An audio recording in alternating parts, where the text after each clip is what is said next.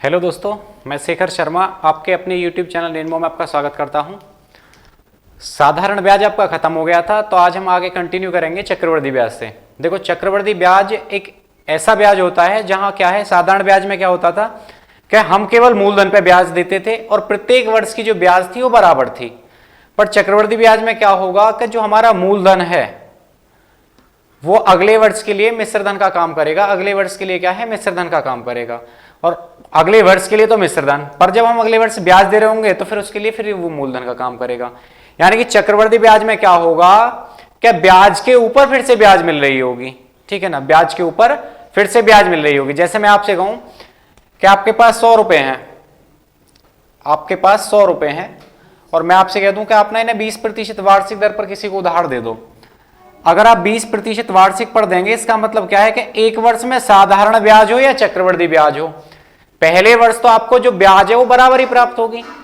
भाई पहले वर्ष यहां आपको 20 मिलेंगे और अगले वर्ष भी 20 ही मिलेंगे। साधारण ब्याज तो हुई है, पर चक्रवृद्धि ब्याज क्या है कि मूलधन पे तो अगले वर्ष ब्याज मिलेगी 20 रुपए, पर अगले वर्ष जब हम यहां जाएंगे ना तो इस 20 पे भी ब्याज मिलेगी।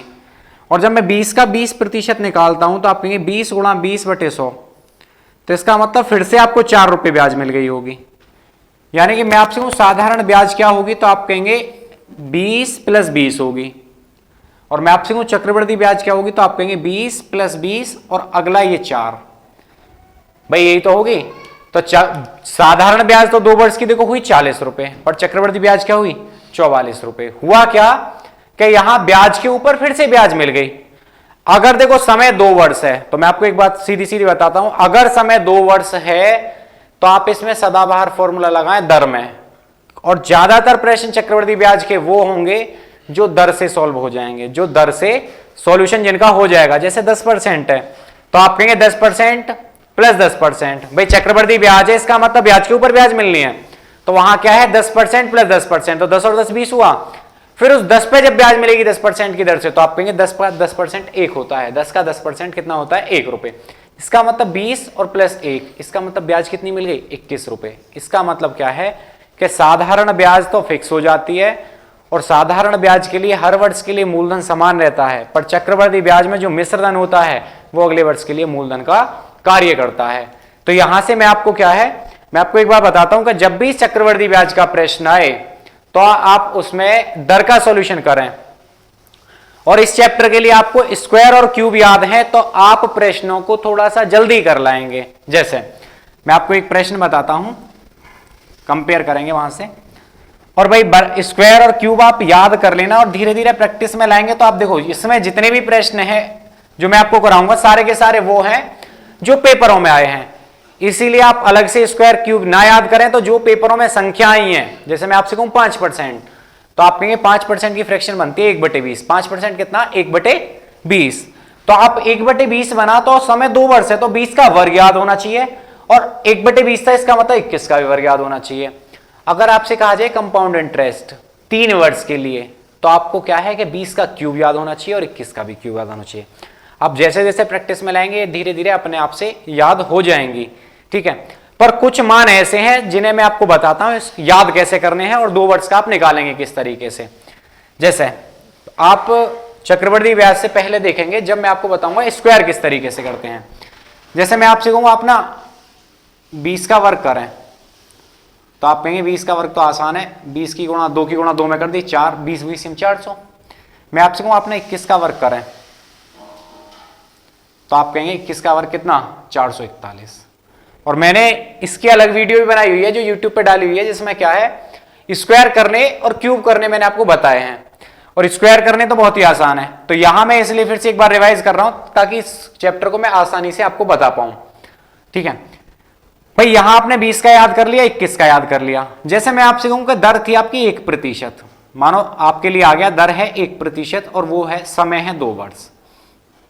समय है 2 वर्ष, तो अब होगा क्या कि राशि 100 से बढ़ के 101 हो जाएगी। अब समय 2 वर्ष है, इसका मतलब इसका भी वर्क करना है और इसका भी वर्क करना है। ठीक है, और आपको पता है 100 का वर्ग तो 10,000। जब आप 101 का वर्ग करेंगे, देखो 101 का वर्ग करना आसान है, 101 100 से कितना ज्यादा है, 101 है, 100 से कितना ज्यादा, 1 ज्यादा, इसमें 1 जोड़ दो तो हो गया 102। बाद में इसका वर्ग करके लिख दो, कितना आ गया 102 0 1। जैसे मैं आपसे कहूं आप ना 102 करें तो 102 को आप काट लेंगे, वो 50 बार कट जाएगा, वो 51 बार कट जाएगा, यानी कि आपको 50 का भी वर्ग याद होना चाहिए और 51 का भी याद होना चाहिए। तो वो तरीके मैंने आपको स्क्वायर एंड क्यूब एक वीडियो बनाई थी जिसमें मैंने आपको बढ़िया से बताए थे। अब मैं कुछ डाटा है जिसे मैं लिखे दे रहा हूं, वहां से प्रश्न पेपर में आए हैं और आप उन्हें याद कर लेंगे और एक बार मैं लिखूंगा तो वो अपने आप ही याद हो जाएंगे। और याद करने का एक आसान तरीका है, वर्ग और क्यूब ना एक आप चार्ट पर लिखकर, जहां भी आप स्टडी करते हैं वहां चार्ट पर लिखकर चिपका लें, और जब आप एक ही चीज को बार बार देखते हैं वो याद हो जाती है। एक ही चीज को आप बार बार देखेंगे तो वो याद अपने आप ही हो जाएगी। भाई रोज आप देखेंगे 51 का जो वर्ग है वो 2601 है, 51 का जो वर्ग है वो 2601 है। तो जैसे ही रीजनिंग में प्रश्न आया ना तो आप तो भी देख के बता देंगे यार ये तो 51 का वर्ग लिखा है। वो क्यों? क्योंकि आपने उसे रोज देखा, और किसी भी चीज को आप अगर रोज देखते हैं तो आप उसके आदी हो जाते हैं, यानी कि उसकी आपको आदत लत लग जाती है एक तरीके से। और आप इस तरीके से करना सीख गए ना, चीजों को याद करना, नया चार्ट लगाना, पहला चार्ट याद किया फिर उसे निकाल दिया फिर उसके ऊपर अगला चार्ट लगा दिया, तो आप धीरे धीरे क्या है कि बहुत ज्यादा डाटा कलेक्ट कर लाएंगे। और जब डाटा कलेक्ट हो जाएगा तो चीजें अपने आप संशोधित होती चली जाएंगी, और क्वेश्चन भी जब जल्दी होंगे जब आपको ये याद होंगे। तो आप इन्हें लिख लेना। जैसे मैं आपसे लिखता हूं कि आप मुझे बताएंगे, जैसे मैंने लिखा 100 के साथ आप 101 याद करेंगे। मैं लिख रहा हूं जैसे 100 का वर्ग 101 का वर्ग, तो 100 का वर्ग तो हुआ 10,000। अब सीधे सीधे मैं यहीं से लिखता चला जाऊंगा। जैसे 101 आया तो आपको पता है 101 का वर्ग होगा 10201। 100 से 1 ज्यादा थी तो मैंने 1 ही जोड़ा और 1 का बाद में वर्ग करके लिख दिया। मैं आपसे कहूं 103 का वर्ग, भाई ये तो 101 का वर्ग हुआ, मैं आपसे कहूं 103 का वर्ग, तो आप कहेंगे 103 का वर्ग भी आसान है। 106, भाई 3 ज्यादा है, इसमें 3 ही जोड़े तो 106 हो गया, 3 का वर्ग हो गया 09। मैं आपसे कहूं 105 का वर्ग, तो आप कहेंगे 110, 5 का वर्ग कितना 25। मैं आपसे कहूं 107 का वर्ग, 107 और 7 कितने 114, 7 का वर्ग कितना 49। 107 प्लस 7 कितने 114 और 7 का वर्ग कितना 49। मैं आपसे कहूं 109 का वर्ग कितना, बस ये लास्ट लिखेंगे, तो आप कहेंगे 118 और 9 का वर्ग कितना 81। भाई जितनी संख्या 100 से ज्यादा उतने ही उसमें जोड़ दो और बाद में उसका वर्ग करके लिख दो। यही है स्क्वायर करने का नियम, 100 की संख्याओं के आसपास के स्क्वायर जो करते हैं। चक्रवर्ती ब्याज चल रही है इसीलिए मैं 100 से आगे वाले आपको बता रहा हूं। आप 102, 104, 106, 108, 110 इसलिए नहीं लिख रहे हैं क्योंकि उनके काट के फ्रैक्शन छोटी बन जाती है। जैसे मैं आपसे कहूं 102 तो आप काटेंगे 100 भी 2 से कट जाएगा 50 बार और 102 कट जाएगा 51 बार, तो वहां मुझे 50 और 51 का वर्ग याद करना है। पर यहां ना तो देखो 101 कटेगा ना 103 कटेगा, 105 कट जाएगा, 107 नहीं कटेगा, 109 नहीं कटेगा, तो आप इनके स्क्वायर याद कर लेंगे। धीरे धीरे आप प्रैक्टिस में लाएंगे, अपने आप याद हो जाएंगे। अब आप देखते हैं क्वेश्चन। देखो क्वेश्चन आपके लिए इंपॉर्टेंट है और क्वेश्चन के लिए आपको केवल दर का सॉल्यूशन करना है। जितनी जल्दी आप दर का सॉल्यूशन करना सीख जाएंगे उतनी ही जल्दी आप चक्रवर्ती ब्याज बढ़िया से करेंगे। चक्रवर्ती ब्याज करने के वैसे 5-6 तरीके हैं और ऑफलाइन में मैं 5 या 6 तरीके बताता हूं, पर ऑनलाइन में मैं क्या है, मैं मानता हूं कि आप पे चक्रवर्ती ब्याज आती होगी और यूट्यूब पे भी मैंने वीडियो डाली हुई है, 5-6 वीडियो हैं जिसमें 20-20, 30-30 मिनट की वीडियो है। आप उन्हें एक बार देखेंगे। अगर फिर भी समझ में ना आए ये चैप्टर तो आप कमेंट बॉक्स में लिखेंगे, फिर मैं आपको इस चैप्टर को दोबारा से फिर से रिवाइज करा दूंगा, ठीक है ना। अब मैं सारे तरीके लगाऊंगा। अगर आप क्वेश्चन करना जानते हैं, चक्रवर्ती ब्याज आप पे आती है, तो मैं आपको केवल तरीका बताऊंगा, बिल्कुल बेसिक से बताऊंगा, कोई दिक्कत नहीं है। चीजें बढ़िया से समझ में ना आए तो एक बार कमेंट बॉक्स में फिर लिख देना, तो फिर मैं चक्रवर्ती ब्याज की और वीडियो बना दूंगा। पर इस वीडियो को देखने से पहले आप उन वीडियो को जरूर देख के आए, क्योंकि वहां मैंने चक्रवर्ती ब्याज का बेस बताया है, ठीक है। अब देखेंगे क्वेश्चन नंबर 1। पहला प्रश्न आपसे क्या कहता है, देखेंगे। लिखते हैं क्वेश्चन नंबर 1। क्वेश्चन देखेंगे पहला प्रश्न, क्वेश्चन नंबर 1। एक रहा है मोहित ने 10,000 रुपए की राशि, देखो मोहित ने क्या किया, 10,000 रुपए की राशि ली और 2 अलग अलग दर पे ले ली। एक थी 14% और एक थी 11%। भाई 14% पर भी दे दिया उसने धन जमा कर दिया और कुछ 11% पर कर दिया।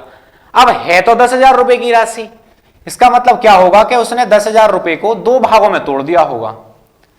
10,000 रुपए को दो भागों में तोड़ दिया, एक राशि तोड़ी मानो 8,000, दूसरी तोड़ी 2,000। ऐसा भी हो सकता है कि दोनों ही कितनी रही हो, 5-5 हजार रही हो। अब उसने एक तो राशि दी 14% पर और दूसरी दी कितने परसेंट पर, 11% पर। एनएससी पर दी 14% और पीपीएफ पे दी 11%। एनएससी पर तो दी 14% पर और दूसरी जमा करी उसने पीपीएफ कितने परसेंट पर, 11% पर। आपके पास देखो आपकी दो दर है, और जब प्रश्न दो दर से आ जाए ना, तो चक्रवृद्धि ब्याज हो या साधारण ब्याज हो, समझ लेना अब एलिगेशन काम करेगा। एक चैप्टर आता है मिश्रण, वहां हमें क्या करना होता है, वहां हमें औसत दर निकालनी होती है। वहां हमें क्या करना है, औसत दर निकालनी है कि औसत दर क्या रही इसकी। आप मुझे बताओ 10,000 रुपए उसने जमा किए अलग अलग दर पर, ठीक है ना, और अलग अलग दर पर जमा कर दिए, जिसके बाद 2 वर्ष में उसे 2726 रुपए ब्याज मिला। देखो अगर साधारण ब्याज होती तो मैं ये कह देता कि 1 वर्ष में कितना ब्याज मिला, पर यहां 2 वर्ष में ब्याज मिल रहा है, तो आपका काम रहेगा आप पहले ये देखें कि 2 वर्ष में जो ब्याज मिल रहा है 2726, ये किस दर पर मिला होगा। 2726 रुपए जो ब्याज मिला वो किस दर पर मिला, तो उसके लिए आपने क्या करना है, आप कहेंगे भी 2726 रुपए ब्याज मिला, कितने रुपए पे, 10,000 रुपए पे। आप मुझे एक बात बताओ कि जब मैं एक दर निकालता हूं नई, साधारण ब्याज में क्या होता है कि साधारण ब्याज गुणा 100 बटे मूलधन गुणा टी, यही होता है। पर चक्रवृद्धि ब्याज में दर निकालने का नियम अलग है, वो कहता है मिश्र धन बटे मूलधन बटे मूलधन। और आप क्या कर रहे होते हैं, मिश्र धन बटे मूलधन, और जो इसकी पावर n बनती है उससे उसे निकाल के लाते हैं, ठीक है ना, और फिर इनका जो डिफरेंस आता है उसे ऊपर लिखते हैं, बटे मूलधन आता है रियल वाला, और क्या होता है गुणा 100 आती है, इनका डिफरेंस ऊपर आएगा, यही आपकी क्या होगी, दर होगी। एक बार इसे लिखेंगे फिर चलेंगे आगे।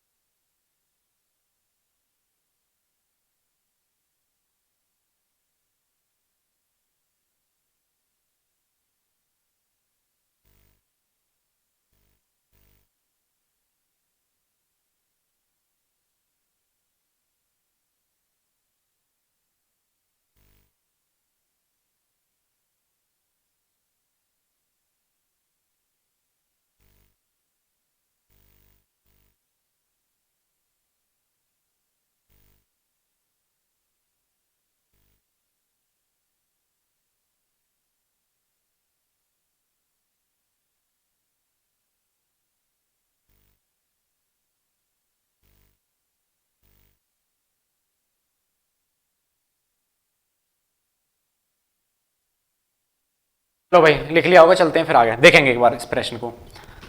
आप मुझे बताओ कि आपको जो ब्याज प्राप्त हुआ वो कितना हुआ, 2726 रुपए, वो भी 2 साल में।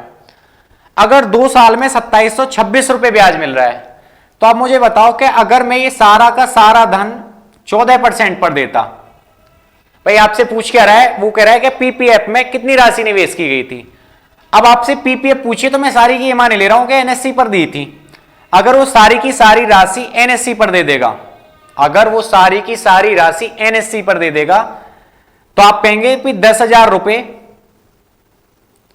और 14% पर अगर वो देता है, तो 14% को आप ऐसे लिख सकते हैं 114/100 गुणा 114/100। भाई 114/100 114/100। आप मुझे एक बार बताएं कि यहां से सारी जीरो कट गई और 114 का वर्ग आ गया, और 114 का वर्ग करना आसान है, क्यों, क्योंकि 114 100 से 14 ज्यादा है, तो आपने करना क्या है, इसमें 14 जोड़ने हैं, तो हुआ 128, और 14 का वर्ग होता है 196, तो यह आया कितना, 129/96। आप मुझे बताओ कि यहां से जो राशि मिलेगी मुझे वो मिलेगी 129/96। आप मुझे यहां से और बता दो यहां से कितनी मिलती। अगर ये 11% पर देता इस धन को, भाई अगर ये इसे 11% पर देता धन को तो उसे कितनी ब्याज मिलती?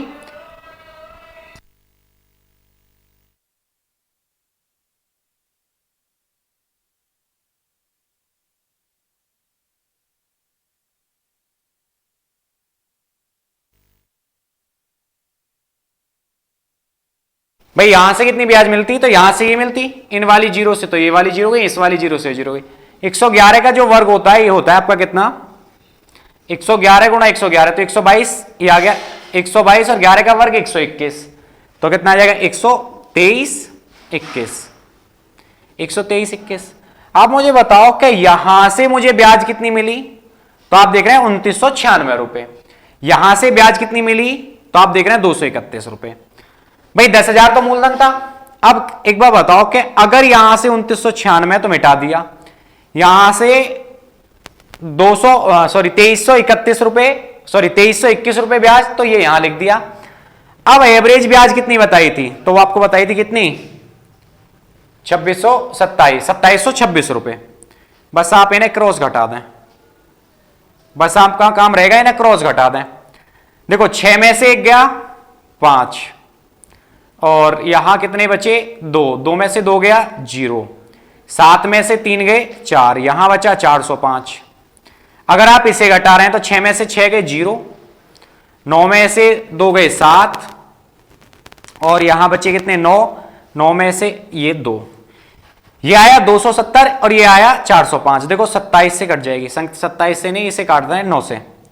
9 ही चौक 36 और 9 पंजे 45, 9 से इसे काटते हैं 9 तिया 27, 15 से इसे काटेंगे 15 तिया 45 और 15 दूनी 30। इसका मतलब जो राशि थी वो किस अनुपात में थी? तो राशि थी 3:2 के अनुपात में। अब 3:2 के अनुपात में कौन सी थी? देखो 14% पर क्या था हमारा? ये था एनएससी। इसका मतलब 14% पर तो थी 3, और पीपीएफ कितना था? 11%, जिस पर थी 2। आपसे पूछ किसका रहा है? ये आपसे पूछा है पीपीएफ पे। तो भाई कुल राशि कितनी? तो आप कहेंगे कुल राशि है 10,000 बटे यहां से कुल राशि कितनी? 3 और 2 5 गुणा, आपसे पूछ किसका मान रहा है? आपसे पूछ रहा है पीपीएफ, आपसे पूछ रहा है पीपीएफ, और पीपीएफ पे जो वैल्यू आई थी वो कितनी आई थी? 2, तो गुणा में 2, बस काटेंगे 5 दूनी 10 और 2 दूनी 4, 4,000 रुपए आ गया आंसर है। 4,000 रुपए आ गया, जो क्या है? आंसर है। 4,000 रुपए आ गया, जो क्या है? आंसर है। एक बार आप लिखेंगे, एक बार फिर से इसे बताता हूं दोबारा से लिख के, ठीक है ना? मिटाते हैं, एक बार फिर से देखेंगे, मिटाई दे रहा हूं। देखो अगर पेपर में करना हो तो इसका थोड़ा सा, इसे थोड़ा और शॉर्ट करे दे रहे हैं। देखो जो आपकी प्रश्न में ब्याज दी है उसे तो आप बीच में रख लाओ, ठीक है ना? प्रश्न के अनुसार ब्याज है 2726 रुपए। जब मैं यहां से ब्याज निकालता हूं तो आपको पता है कि 114/100 आएगा, और जो हमारा मूलधन है वो 100 का वर्ग ही है 10,000। तो मुझे पता है 114 का वर्ग करना है। 114 का वर्ग करेंगे तो 114 का वर्ग आप मौखिक कर लाएंगे। 114 में 14 जोड़े 128, और 14 का वर्ग होता है 196, तो 128 तो 1 हुए, डबल जीरो लगाएंगे, 196 यहां जोड़ दिए, तो कितना आ गया? 12 और 8 और 1 9, 9 6। इसका मतलब क्या है कि 10,000 रुपए आपका मूलधन भी था। इसका मतलब आपकी ब्याज कितनी आई? तो 2996 रुपए आई। कितनी? 2996 रुपए।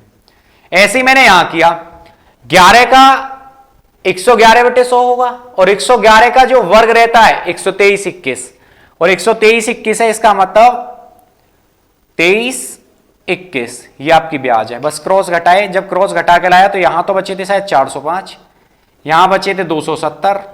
क्रॉस घटाते समय संख्या घटी थी, ये तो घटी थी 3 बार 135 से, और ये घटी थी 135 दूनी 270, ये 2 बार।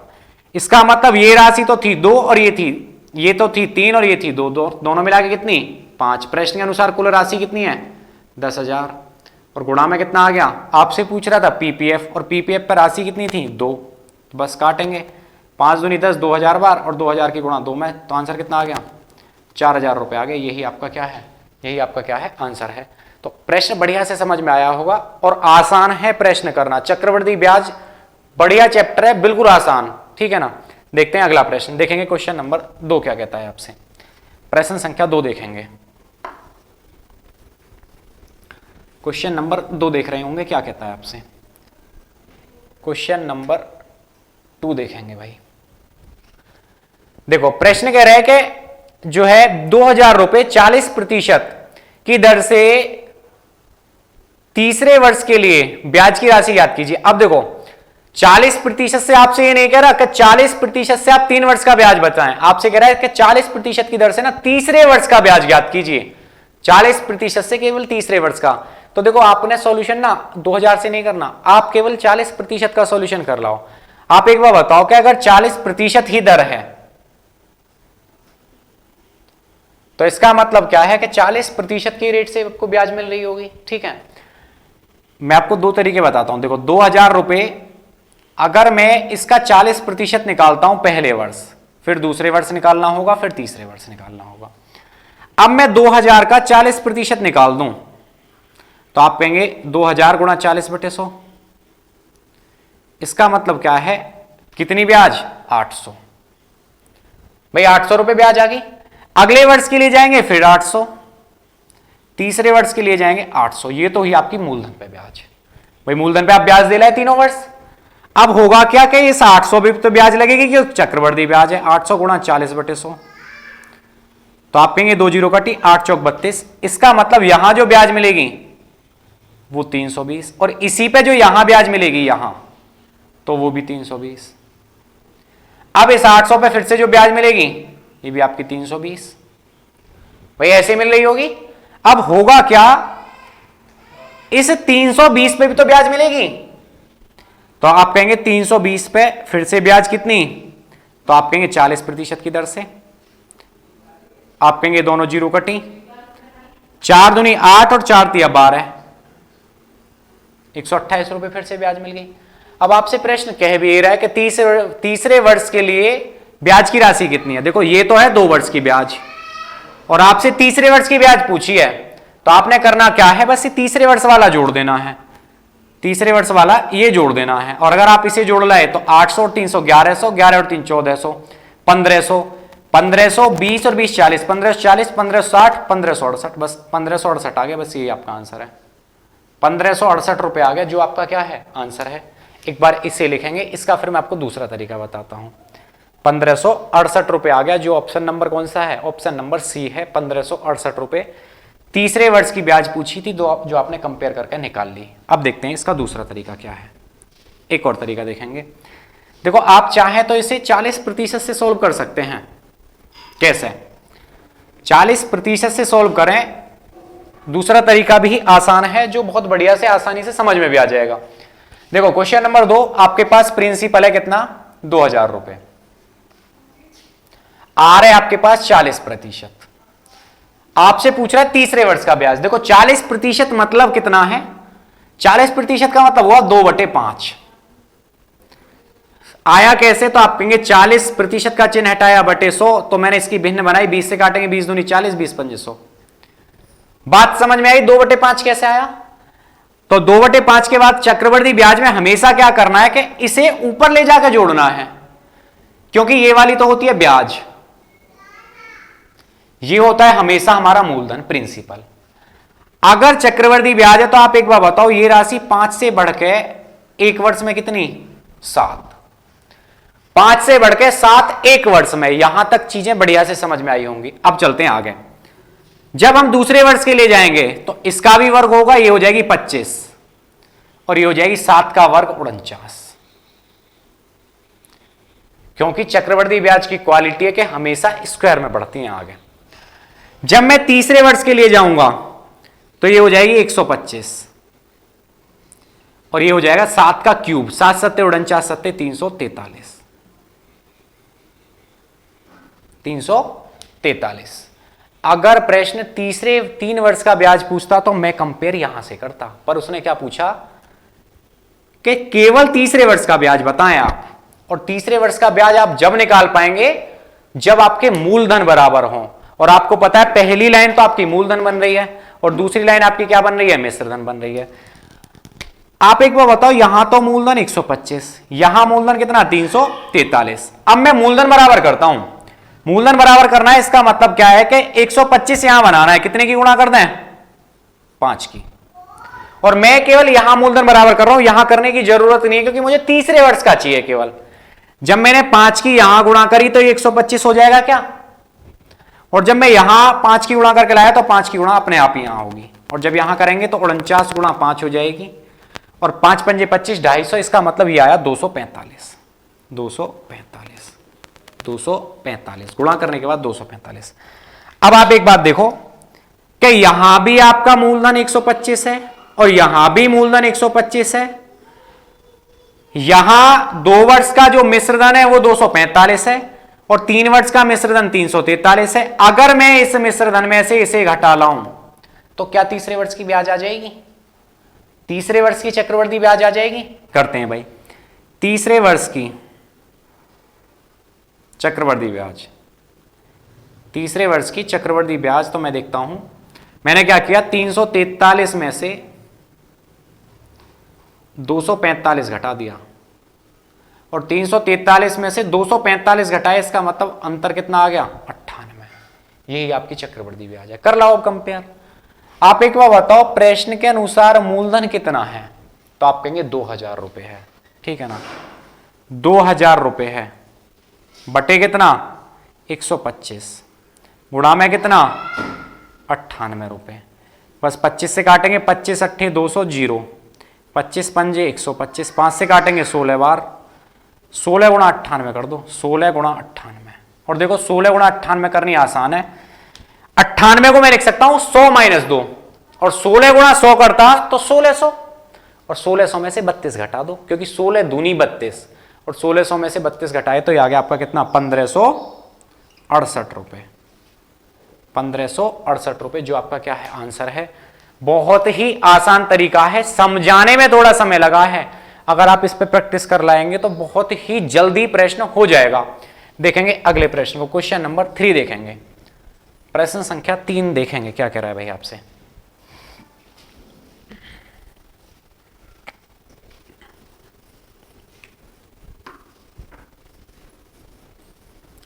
प्रश्न संख्या 3 देखेंगे क्या कहता है।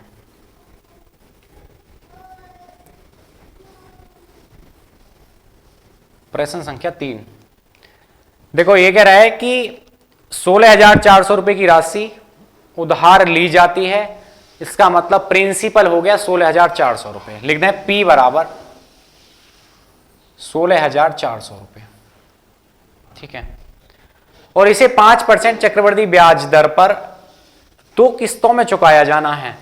अब देखो 5% की जो ब्याज दर है और उसके बाद भी उसे 2 किस्तों में चुकाना है, यानी कि प्रश्न किस्त से बन गया। समय है आपका 2 किस्त, यानी कि 2 वर्ष हो गया।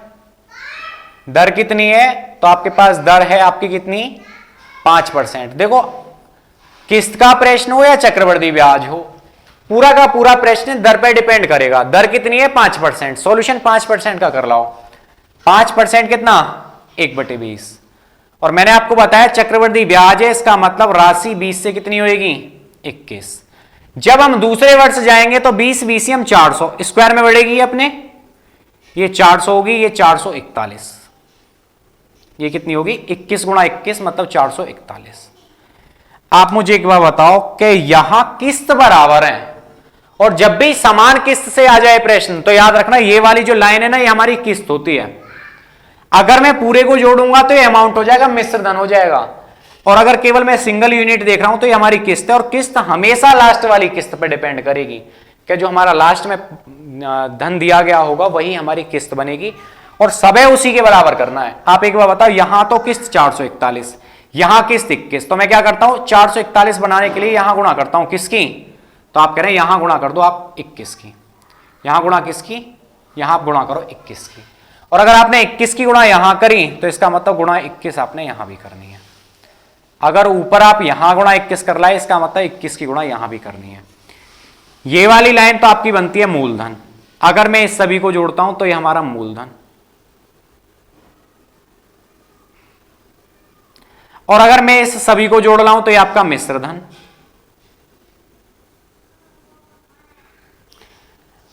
और अगर केवल सिंगल यूनिट की बात करूं तो ये आपकी किस्त, केवल एक को देख रहे हैं तो ये हमारी किस्त है, ठीक है ना। अब हुआ क्या, ये कह रहा है 16,400 रुपए की राशि उधार ली गई, मतलब मूलधन दिया है आपको। प्रश्न के अनुसार मूलधन 16,400 रुपए बटे हमारे अनुसार जो मूलधन था वो यही तो था, और ये था इसका मतलब 21 दूनी 42, 420 तो हुआ ये, प्लस 400 हुआ ये, इसका मतलब मूलधन बना आपका कितना 820 रुपए। मूलधन बना कितना 820 रुपए। अब आपसे अगर मिश्रधन पूछा है तो पूरे को जोड़ के भाग गुणा कर दो, आपसे किस्त पूछी है तो केवल सिंगल यूनिट की गुणा कर दो। आपसे क्या कह रहा है, ये कह रहा है वार्षिक किस्त, वार्षिक किस्त कितनी थी आपकी 441 की थी, तो 441 आ गया गुणा में, 0 से 0 गई और 82 दूनी 164, इसका मतलब 20 बार कट गया, तो बस गुणा करेंगे 0, 2 एकम 2, 2 चौक 8, 2 चौक 8, इसका मतलब 8820 रुपए आपके पास जो बनी है वो किस्त है। 8820 रुपए जो बनी है वो आपकी किस्त है, और हमेशा ऐसे प्रश्न में संख्या कटेगी, ठीक है ना। और इस प्रश्न को तो आप इंपोर्टेंट कर लेना और उत्तर भी याद कर लेना, किस्त बनती किस तरीके से है ये प्रश्न आता है पेपर में, इसे आप याद भी कर लेंगे तो भी काम चलेगा, ठीक है ना। चलते हैं अगले प्रश्न पर, देखेंगे क्वेश्चन नंबर 3 के बाद क्वेश्चन नंबर 4 क्या कहता है आपसे। क्वेश्चन नंबर 4 देखेंगे क्वेश्चन नंबर 4 क्या कह रहा है आपसे।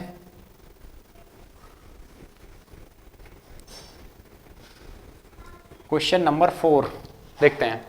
ये कह रहा है एक महिला प्रत्येक वर्ष के प्रारंभ में 5% चक्रवृद्धि ब्याज दर से 200 रुपए का निवेश करती है। अब देखो, प्रत्येक वर्ष के प्रारंभ में 5% की दर से 200 रुपए का निवेश कर रही है, इसका मतलब क्या है कि पहले वर्ष 200 दिए होंगे, अगले वर्ष फिर 200 दे दिए होंगे। मतलब पहले वर्ष क्या किया उसने, 200 रुपए जमा कर दिए।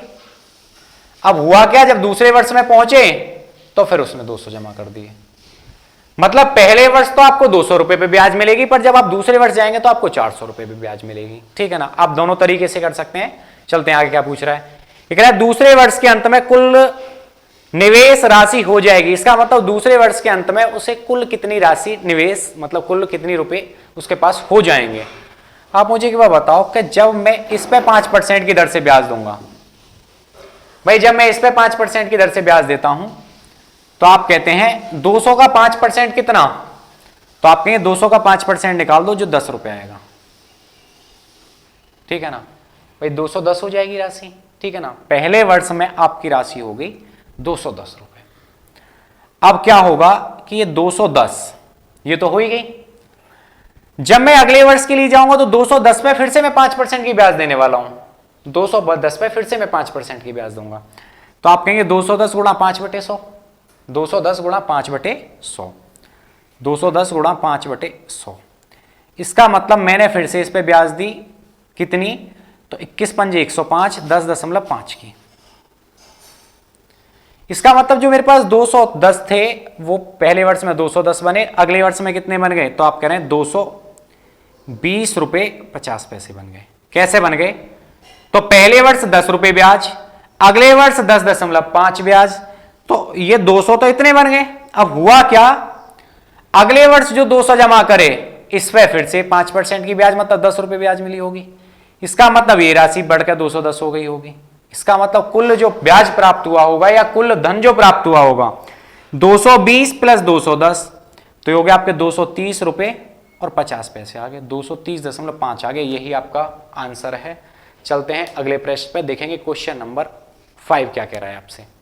क्वेश्चन नंबर 5 देखेंगे, प्रश्न संख्या 5 देखेंगे।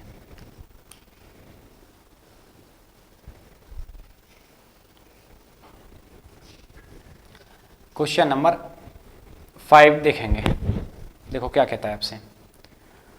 क्वेश्चन नंबर 5 ये कह रहा है किसी निश्चित धनराशि को चक्रवृद्धि ब्याज पर निवेश किया गया। अगर चैप्टर चक्रवृद्धि ब्याज है तो चक्रवृद्धि ब्याज पे निवेश करेगा। चलते हैं आगे। ये कह रहा है 2 वर्ष के लिए 4% वार्षिक चक्रवृद्धि ब्याज दर से यह राशि 338 रुपए हो जाती है, तो राशि क्या कीजिए। इसका मतलब क्या है कि आपको राशि 338 रुपए हो गई, इसका मतलब मिश्रधन दे दिया। राशि 338 हुई, इसका मतलब मिश्रधन कितना है आपके पास, 338 रुपए है। आपके पास समय 2 वर्ष है,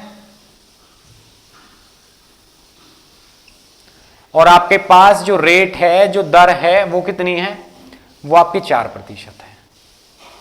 तो आप जो सॉल्यूशन करें 4% से करें। 4% मतलब 1/25। और अगर रेट है, इसका मतलब चक्रवृद्धि ब्याज है, तो राशि 25 से बढ़कर 26 होगी। फिर से 25 से बढ़कर 26 होगी, क्योंकि 2 वर्ष है, ठीक है ना। या मैं कह सकता हूं दूसरे वर्ष क्या हुआ होगा, ये 25 का वर्ग 625 हो गई होगी, और ये कितना हुआ होगा, 676 हो गई होगी। भाई राशि इसी तरीके से आगे बढ़ी होंगी कि दूसरे वर्ष में ये 625 क्योंकि इसका वर्ग बना, और दूसरे वर्ष में ये 676 क्योंकि इसका वर्ग बना। प्रश्न के अनुसार 338 रुपए, प्रश्न के अनुसार 338 रुपए। हमारे अनुसार देखो, ये तो हमारा मूलधन और ये हमारा मिश्र धन। प्रश्न के अनुसार जो मिश्र धन है वो 338 रुपए है, हमारे अनुसार कितना है, 676 रुपए है। आपसे पूछ क्या रहा है, प्रश्न कह रहा है वह राशि कितनी थी, तो वह राशि 625 थी, 625 थी। बस 338 दूनी 676, 2 से काटेंगे, ये आ गया 2 तिया 6, 2 दूनी 2 एकम 2, 2 दूनी 4.5, 312.5 आ गया। यही क्या है, आपका आंसर है। चलते हैं अगले प्रश्न पे, देखेंगे क्वेश्चन नंबर 6 क्या कहता है आपसे। क्वेश्चन नंबर 6 देखेंगे।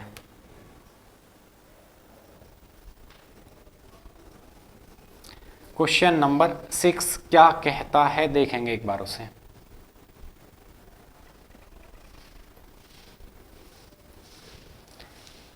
एक राशि 20% चक्रवृद्धि ब्याज पर 2 वर्ष के लिए निवेश की जाती है। इसका मतलब आपके पास दर आ गई 20% की, फ्रैक्शन 1/5, चक्रवृद्धि ब्याज है तो 6/5, 6/5 कंपेयर करेंगे।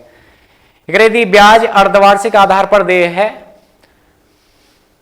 तो इस ब्याज के वार्षिक आधार पर देय तुलना में 482 रुपए अधिक प्राप्त होते हैं। तो राशि कितनी है, देखो पहला काम है कि आप 4 वर्ष का ब्याज निकालना है, और दूसरा काम है कि आप 2 वर्ष का ब्याज निकालना है, क्योंकि चक्रवृद्धि ब्याज 2 वर्ष के लिए निवेश की जाती है। और यदि ब्याज अर्धवार्षिक आधार पर देय होता है तो इस ब्याज के वार्षिक आधार पर देने की तुलना में 482 रुपए अधिक प्राप्त होते हैं। इसका मतलब राशि 2 तरीके से निकालनी है, पहला निकालना है वार्षिक आधार पर और दूसरा निकालना है अर्धवार्षिक आधार पर, ठीक है ना। अब मैं आपको दोनों बताता हूं। देखो जब आप वार्षिक आधार पर निकालेंगे तो आपने करना क्या है, पहले अर्धवार्षिक देखते हैं। देखो अर्धवार्षिक निकालना है, याद रखना जब हमारी ब्याज जो है वो अर्धवार्षिक, अर्धवार्षिक का मतलब हाफ ईयरली दे हो, इसका मतलब ब्याज 6 महीने पे देता हो, तो जो हमारी दर है वो तो हो जाती है आधी।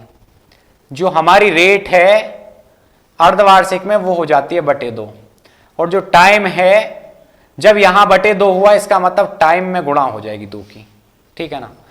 अब ये कह रहा है कि 20%, दर आपकी 20% थी, जो आपकी कट के कितनी रह गई, 10% रह गई। दर कितनी रह गई, 10%। समय था 2 वर्ष, गुणा होके समय हो गया 4 वर्ष। अब देखो आपके पास कुछ है नहीं, तो आपने करना क्या है, 10% का सॉल्यूशन करो। 10% मतलब 1/10, 10% कितना मतलब 1/10। अगर 10% 1/10 तो समय 4 वर्ष है तो 10 की घात, भाई इसका मान 1/10 आएगा। अगर समय 4 वर्ष है तो इसकी घात 4 लिख दो, ठीक है ना। तो यही हमारा मूलधन होगा। अब हुआ क्या कि राशि पहले वर्ष में 10 से बढ़ के 11 हुई होगी, दूसरे वर्ष में 100 से बढ़ के 121 हुई होगी, तीसरे वर्ष में फिर ऐसे बढ़ी होगी। तो आप मुझे एक बार बताओ कि मैं यहां लिखता हूं कि जब मुझे ये अर्धवार्षिक रूप से दी गई, इधर सॉल्यूशन करते हैं उसे। राशि पहले वर्ष में 10 से कितनी हुई, 11, क्योंकि 10 पे 1 रुपया ब्याज 11 होगी, ठीक है। दूसरे वर्ष गए तो 100 से बढ़ के कितनी हुई, भाई 10 का वर्ग 100, 11 का वर्ग 121, 121 होगी। तीसरे वर्ष गए तो ये हो गई 1000, और 11 का क्यूब आ गया 1331। जब मैं चौथे वर्ष जाऊंगा तो ये तो हो जाएगी आपकी 10,000, और ये हो जाएगा 121 का स्क्वायर, और 121 का स्क्वायर आ गया आपका कितना, 121 दूनी 42 यानी कि 146, 41, 146 41। आप इसे आसानी से याद भी कर लेंगे, हो जाता है। आप इन्हें याद करेंगे भाई, अगर नहीं याद तो आप 121 में 21 जोड़ दो, कितना हुआ 142, और 21 का वर्ग 441, 142 और 4 कितने 146, 146 41 आ गया। अब देखो इसका मतलब क्या है कि मैं यहां से आपसे कहना चाहूं तो आप ये कह सकते हैं कि आपको जो ब्याज मिली है क्या वो 4641 है? भाई इनका अंतर ही ब्याज होता है। ये आपका मूलधन,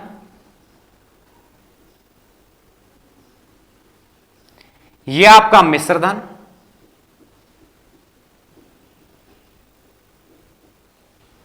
और इनका अंतर ही ब्याज है। इनका अंतर 4641 जो क्या है आपका साधारण ब्याज है, सॉरी चक्रवर्ती ब्याज है। मैंने लिख दिया इनका ब्याज कितना 4641 आ गया। अब आते हैं दूसरी लाइन पे। ये कह रहा है 20% 2 वर्ष के लिए निकाल दो। अब देखो ना तो मुझे दर को आधा करना, ना मुझे समय को दोगुना करना। अब 20% देखो मैंने यहां मूलधन 10,000 माना है, तो अब मैं कंपेयर 10,000 से करता हूं। क्यों? क्योंकि मैंने 10,000 मान लिया पहले। आप एक बार बताओ 10,000 पे अगर मैं चक्रवर्ती ब्याज दूं 2 वर्ष के लिए, तो आप इस तरीके से लिखेंगे भाई, 2 वर्ष के लिए आप ऐसे ही लिखेंगे। तो 20%, इसका 20% होगा कितना भाई, 2 जीरो कटेंगी और 20 की गुणा 100 में, तो मतलब 2,000 आ गया। फिर निकालते हैं तो फिर से 2,000। अब इसका 20% निकालेंगे तो इसका 20%, दोनों जीरो कटेंगी, 20 बीसीएम 400 रुपए आ जाएगा।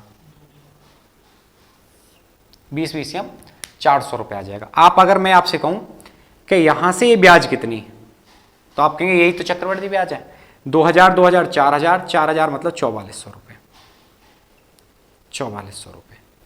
आप मुझे बताओ कि यहां से तो है ब्याज 4641 और यहां से है 4,400 रुपए, कितने का अंतर है? तो आप कह रहे हैं 241 का। प्रश्न में अंतर कितना बताया 482, बटे में कितना 241, गुणा में कितना, तो गुणा में वहां उसकी गुणा करनी है जो आपने मूलधन माना हो, गुणा 100 नहीं करनी, गुणा वो जो आपने मूलधन माना। तो आपने मूलधन कितना माना 10,000 रुपए, तो बस गुणा में 10,000। बस जहां तक संख्या कटती है काटेंगे 241 दूनी, और 10,000 में 2 की गुणा तो कितना आ गया 20,000 रुपए आ गया, जो आपका क्या है आंसर है। 20,000 रुपए आ गया, जो आपका क्या है आंसर है। चलते हैं अगले प्रश्न पे, देखेंगे क्वेश्चन नंबर 7 क्या कहता है आपसे। अगर कोई प्रश्न समझ में नहीं आए तो आप उसे दोबारा देख लेना, ठीक है। और जिनकी समझ में भाई आते हैं, जिन पे क्वेश्चन करने, तो उसे फास्ट फॉरवर्ड में भी देख सकते हैं वीडियो को, उसमें कोई दिक्कत परेशानी नहीं है। पहले क्वेश्चन आप अपने तरीके से करके देखें, अगर प्रश्न नहीं होता है तो आप वीडियो से देखें फिर, ठीक है। और भाई करने सारे प्रश्न है, क्योंकि पेपर वाले ही प्रश्न है, इस किताब में पेपर वाले ही प्रश्न दिए हैं। जिस पेपर में जितने प्रश्न जिस चैप्टर से आए उतने ही प्रश्न है। जैसे इसमें चक्रवर्ती ब्याज में लगभग 150 प्रश्न है, तो इसीलिए चक्रवर्ती ब्याज, थोड़ा साधारण ब्याज में भी 100 के आसपास थे, और बाकी किसी किताब में इतने इतने प्रश्न नहीं दिए हैं।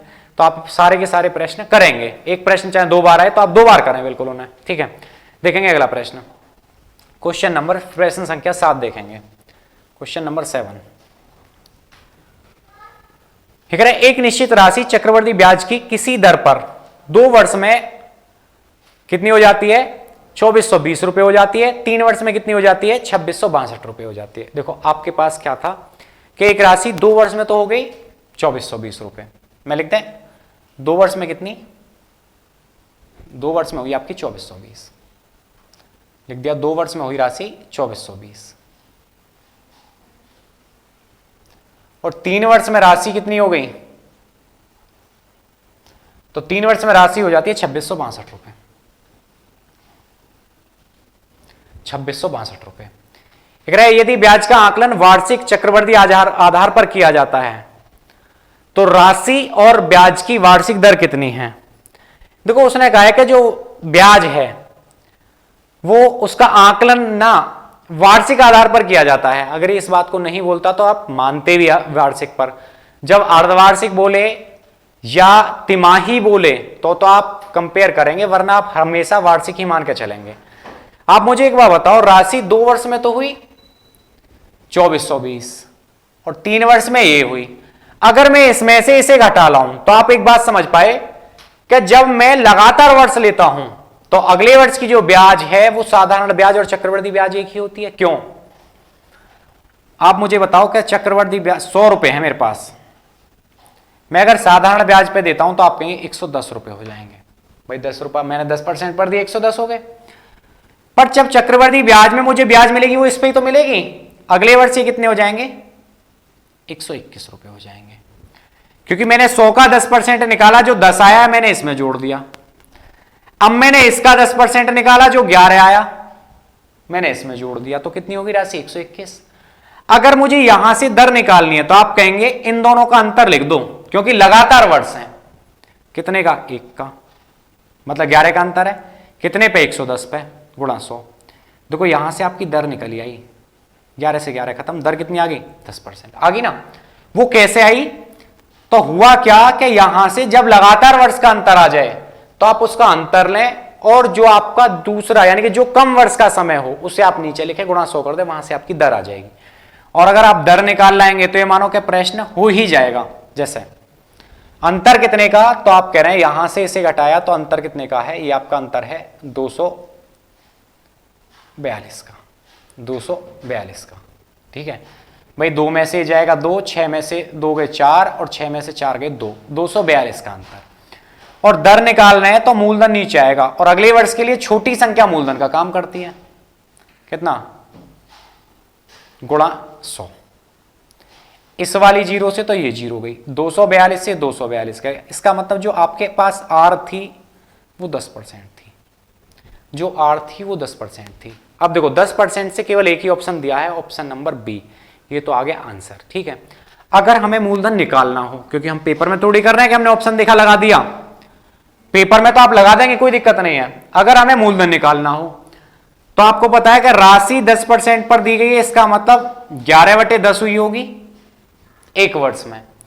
दूसरे वर्ष में क्या हुआ होगा? ये 121 हो गई होगी, क्योंकि वर्ग हुआ होगा, ये राशि 100 हो गई होगी।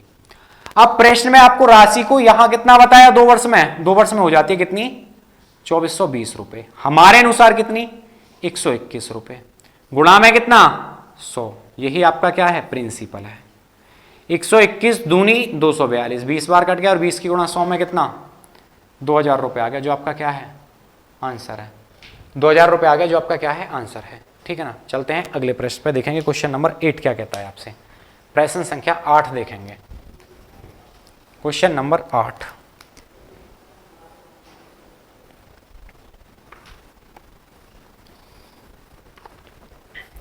प्रश्न संख्या 8 क्या कहता है, देखेंगे एक बार उसे।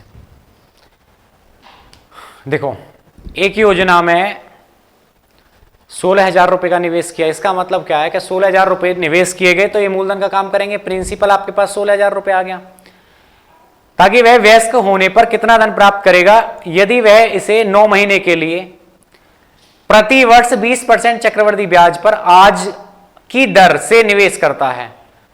देखो प्रश्न में कुछ गलती है जिसकी वजह से प्रश्न का सॉल्यूशन नहीं हो सकता। अगर मैं इसका सॉल्यूशन बताऊं, अगर हुआ तो किस तरीके से होगा। प्रश्न गलत लिखा हुआ है, मैं इसका सॉल्यूशन बताता हूं कि इन्होंने दिया किस तरीके से होगा। देखो इन्होंने क्या किया होगा कि 9 महीने के लिए जमा करता है और 20% चक्रवृद्धि ब्याज पर जमा करता है, पर इसमें एक लाइन मिटा दी, इसमें एक लाइन जोड़ेंगे आप। इसमें यह बात कह सकता है यदि ब्याज तिमाही देय हो, तिमाही का मतलब है क्वार्टरली देय हो, इसमें एक लाइन जोड़ लेना, यदि ब्याज तिमाही देय हो तो इसका सॉल्यूशन होगा। अगर तिमाही देय है तो याद रखना जब क्वार्टरली देगा तो जो हमारी दर है उसमें किसका भाग करना है? 4 का भाग, क्योंकि उसने वर्ष को 4 भागों में तोड़ दिया होगा, और जो समय है उसमें 4 की गुणा कर देनी है। अगर दर में 4 का भाग, तो आपके पास दर है 20%, और 20% में 4 का भाग कर लें, 20% में 4 का भाग करेंगे, इसका मतलब आपके पास दर कितनी आ जाएगी? 5%। 9 महीने है, 9 चौक 36, 9 गुणा 4, इसका मतलब 36, मतलब 3 वर्ष। अब देखो 5% की दर से वो 3 वर्ष का, 5% की दर से वो आपसे 3 वर्ष का मिश्र धन पूछ रहा है। ठीक है ना, कि मिश्र धन क्या हो जाएगा, करते हैं एक बार। देखो 5% कितना, तो आप 5% को तोड़ लाओ, कितना? 5% होता है आपका 1/20, चक्रवर्ती ब्याज है, इसका मतलब राशि 20 से कितनी हो गई 21। 3 वर्ष है तो मैं आपसे दोबारा से एक दूसरा तरीका भी बता दे रहा हूं, 20 से 21 और तीसरा वर्ष है, इसका मतलब फिर से 20 से 21। इसका मतलब राशि 3 वर्ष में ऐसे ही बढ़ी होगी, 20 से 21, 20 से 21, 20 से 21, तो 30 3 वर्ष में हो कितनी गई होगी, तो 20 का क्यूब तो 8000 और 21 का क्यूब होता है आपका कितना 9261। 21 का क्यूब कितना 9261। प्रश्न के अनुसार जो आपका मूलधन है वो है 16000 रुपए। मतलब प्रश्न में जो मूलधन दिया है वो 2 गुना है क्या, इसका मतलब आप इस मिश्र धन को भी 2 गुना कर दो, क्योंकि आपसे राशि पूछी गई थी, वही आपका क्या होगा आंसर होगा। 2 एकम 2, 2 छिक्के 12 और बाद में 2 2 18 522 18,522 जो आपका क्या है आंसर है। तो प्रश्न में थोड़ा सा आप चेंज कर लेंगे, इसमें बाद में लिख लेना यदि ब्याज तिमाही देय हो, ठीक है ना। चलते हैं अगले प्रश्न पे, देखेंगे क्वेश्चन नंबर 9 क्या कहता है आपसे। क्वेश्चन नंबर 9 क्या कहता है आपसे।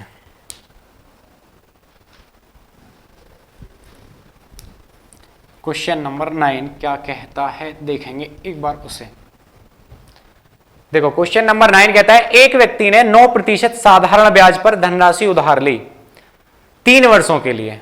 अब 9% पर 3 वर्ष के लिए ली, इसका मतलब क्या है कि वो ब्याज जो देगा ना वो 999। एक बार आप इसे करें, बताता हूं इसका तरीका, बहुत आसान तरीका है, 2 लाइन में प्रश्न हो जाएगा, करेंगे एक बार इसे खुद से।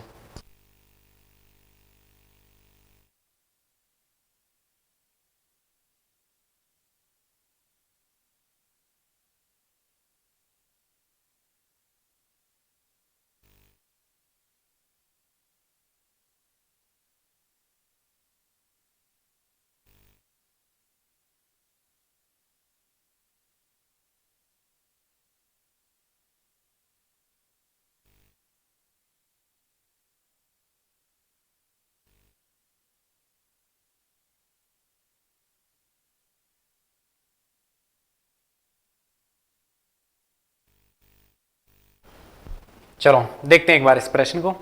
देखो प्रश्न क्या कहता है कि एक व्यक्ति ने ना 9% साधारण ब्याज पर एक धनराशि उधार ली। देखो इसका सॉल्यूशन मैं आपको परसेंटेज से बता दे रहा हूं। धन उधार लिया 9% पर, साधारण ब्याज है, इसका मतलब क्या है कि उसने आगे जो दी होगी क्या वो 27% ब्याज दी होगी। भाई 9% साधारण ब्याज पर अगर एक व्यक्ति उधार ले रहा है, इसका मतलब वो 9% 9% 9% 3 वर्ष उधार देगा, 3 वर्ष ब्याज देगा। तो भाई साधारण ब्याज में क्या है कि ब्याज बराबर रहती है, तो इसका मतलब उसने जो ब्याज दी होगी वो 27% होगी।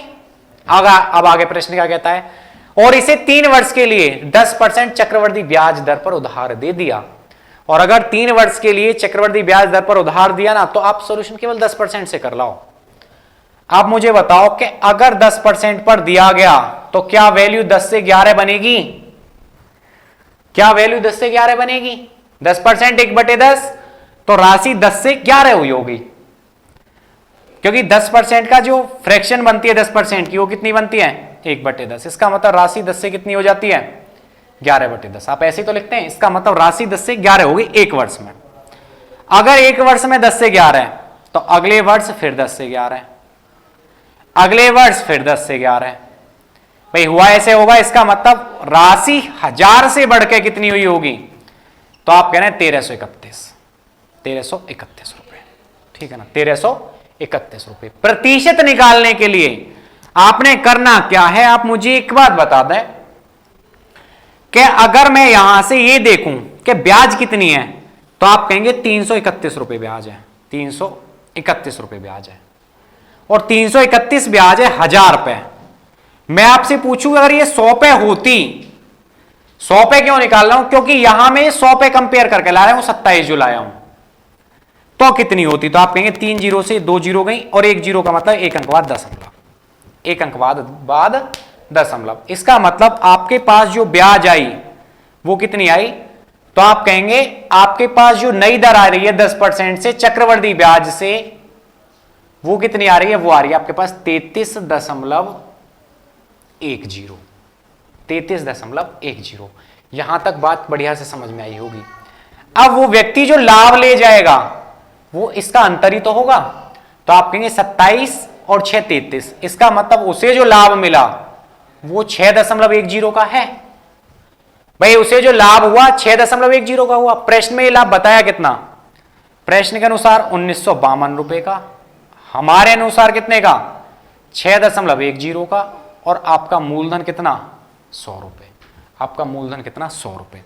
अगर मैं यहां से दशमलव हटाता हूं तो 2 जीरो बढ़ेंगी, इस वाली जीरो से तो ये जीरो कट गई, 61 से काटेंगे 6 × 18, ये कट गया 6 × 18 32 बार, 32 बार ही कटेगा ना, 32 बार। और 32 के आगे एक जीरो ये वाली बची थी, 32 के आगे कितनी जीरो आ गई? 1 2 3 जीरो। बस यही आपका क्या है? आंसर है। यही क्या है? आपका आंसर है। समझाने में थोड़ा समय लगता है, पर पेपर में जब आप इसे करते हैं और एक बार बढ़िया से प्रैक्टिस कर ली तो ये सारे के सारे प्रश्न बिल्कुल मौखिक होंगे, बिल्कुल मौखिक। 100% की गारंटी है कि कोई प्रश्न आपसे छूटेगा नहीं, बिल्कुल मौखिक हो जाएंगे ये। देखते हैं अगला प्रश्न। क्वेश्चन नंबर 9 के बाद देखेंगे क्वेश्चन नंबर 10। प्रश्न संख्या 10 देखेंगे क्या कहता है आपसे। प्रश्न संख्या 10 क्या कहता है? देखो 10वां प्रश्न आपसे कहता है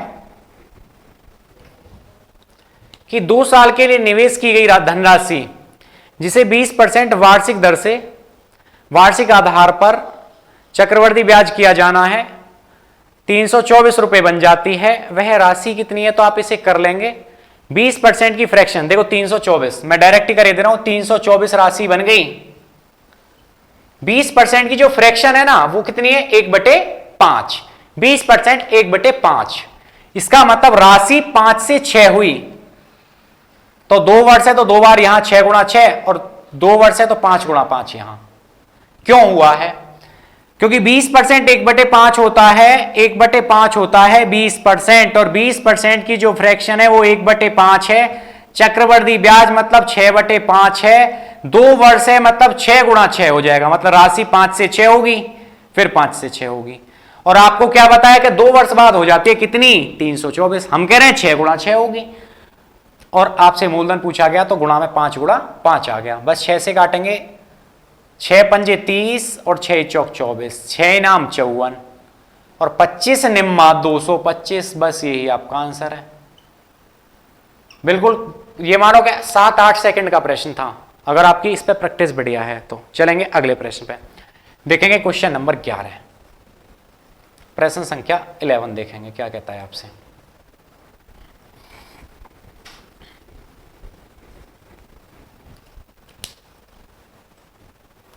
प्रश्न संख्या 11 जब लगभग 9% प्रति वर्ष की दर से वार्षिक चक्रवृद्धि ब्याज है तो 2 साल बाद 5,000 रुपए की राशि मिली।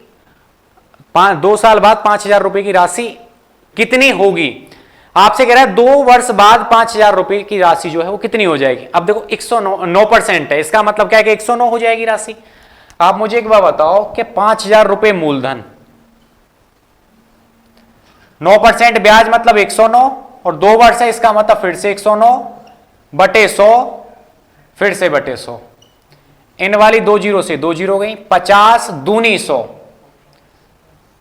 109 का तो वर्ग आ गया बटे 2।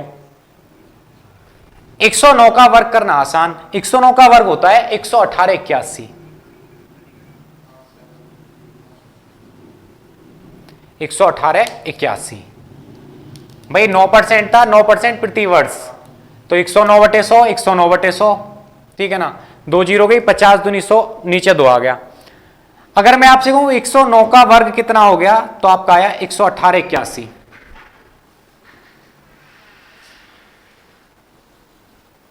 बटे 2, 2 से काटेंगे, 2 पंजे 10 और 2 नाम 18, 2 चौक 8, ना जाने की 0 और 2 पंजे 10। 5,000 रुपए मूलधन था, कितने हो गए? 5940 रुपए हो गए। 5940 रुपए लगभग दिए हैं, तो आंसर कितना आ गया? ए आ गया 5940 रुपए। चीजें बढ़िया से समझ में आ रही होंगी। तो एक बार आप चक्रवृद्धि ब्याज की जो लास्ट वीडियो मैंने आपको कराई है, जो चक्रवृद्धि ब्याज मैंने क्या है कि प्लेलिस्ट में डाली हुई है, आप एक बार उन्हें देख लेना। बाकी अगली वीडियो में मैं चैप्टर में ज्यादा से ज्यादा क्वेश्चन कराने की कोशिश करूंगा, पर वो जब ही समझ में आएंगे जब आप पिछली वीडियो करके आएंगे। एक बार इसीलिए कहता हूं पिछली वीडियो बिल्कुल कर लेना, और बाकी इसी मेहनत के साथ भाई चैनल को आप शेयर जरूर करते रहें, ठीक है। बाकी जिस दिन 1000 सब्सक्राइबर हो जाएंगे आपकी लाइव क्लास स्टार्ट हो जाएगी सुबह 7 बजे से ही, और 1-2 दिन में ऑफलाइन कोचिंग भी स्टार्ट हो जाएंगे। बाकी मिलते हैं इसी मेहनत के साथ अगली वीडियो में। जय हिंद, जय भारत।